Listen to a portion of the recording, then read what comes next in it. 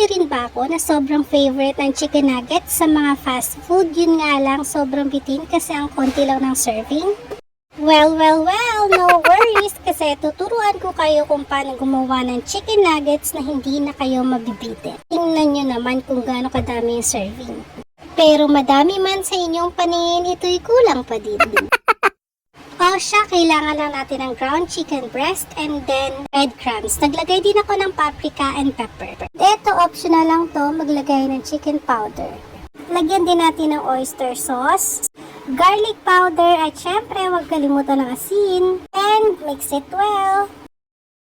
At para pantay-pantay yung size, minold ko lang ito dito sa aking pan na nilagyan ko ng cling wrap.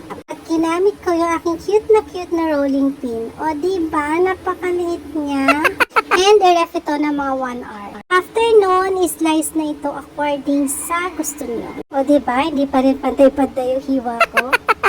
May evap pala ko dito. Binit ko lang yung isang egg. Tapos kailangan din natin ng flour at saka breadcrumbs. I-dip na natin to sa ating flour. Ilagay natin dito sa ating egg milk. And then lastly sa breadcrumbs. And charan! May chicken nuggets ka na!